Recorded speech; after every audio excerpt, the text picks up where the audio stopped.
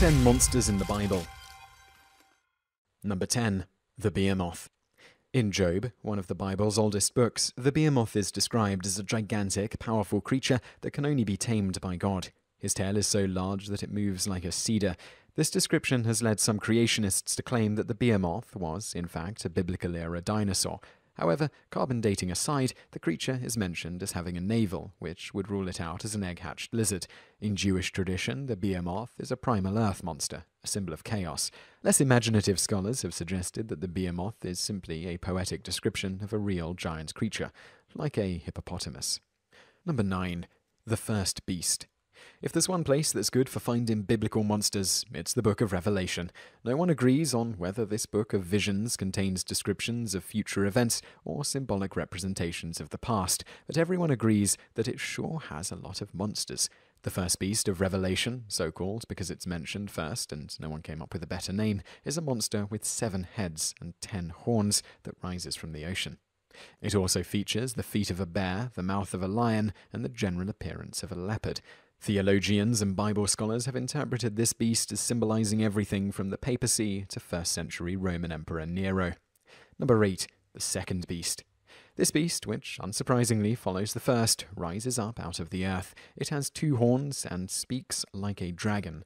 Personally, I've never heard a dragon speak, but I imagine it must be scary.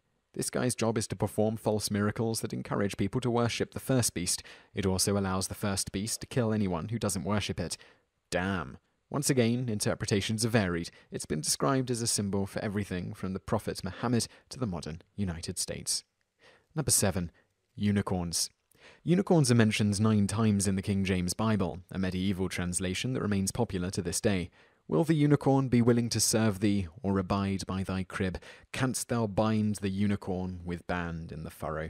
The book asks. Unfortunately, linguists have since discovered that the Hebrew word re'em, translated as unicorn here, actually refers to aurochs, a distant ancestor of the modern cow which went extinct in the 17th century. Which is a shame, because unicorns are far more interesting than a slightly larger than usual cow.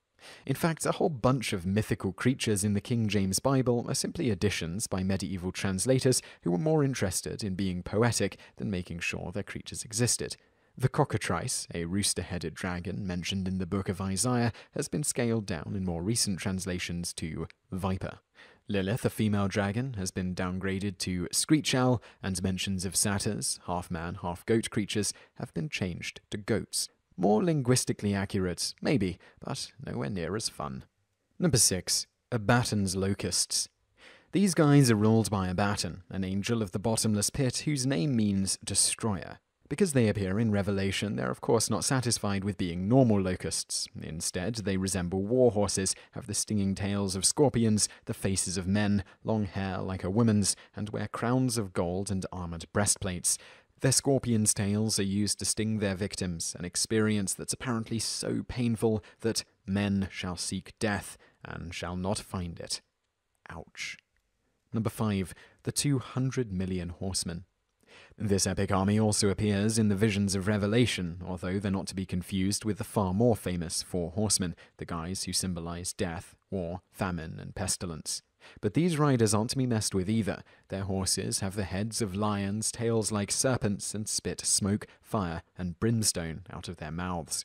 Eventually, they're responsible for the deaths of 1/3 of all mankind. The horseman army is led by 4 fallen angels, which is never good. Number 4. Daniel's Beasts. Like Revelation, the book of Daniel is largely made up of visions which are meant to symbolize real-world events. In one of these visions, Daniel sees no less than 4 monsters emerge from the sea. One is a lion with eagle's wings, which is then transformed into a human-like creature and has its wings plucked off. One is a bear-like creature who is told to gorge himself on flesh. One looks like a leopard with 4 wings and 4 heads, and one has iron teeth and 10 horns, with which it destroys the whole earth. And believe it or not, the vision actually gets weirder from there. These beasts are often said to represent 4 different nations that existed in Daniel's day. Number 3. The Dragon.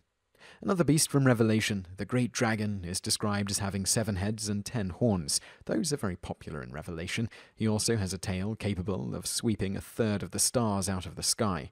The author later identifies this dragon as Satan himself, who fights against God's angels and is cast into hell. The King James Bible refers to dragons elsewhere, but like its mention of unicorns, these are mistranslations. Most modern versions of the Bible identify them as jackals, hyenas, or snakes. Number 2. The Nephilim. Much confusion surrounds the Nephilim, or fallen ones, who pop up in Genesis and are described only as the offspring of sons of God and daughters of men. Some have interpreted this to mean the offspring of angels and human women. Another, less interesting explanation is that the passage refers to the mixing of two human tribes, godly people descended from the good guy Seth and the somewhat less godly descendants of bad guy Cain. If this seems too dull, don't worry, there's also a strong internet community that believes that the Nephilim were in fact extraterrestrials. Number 1. Leviathan.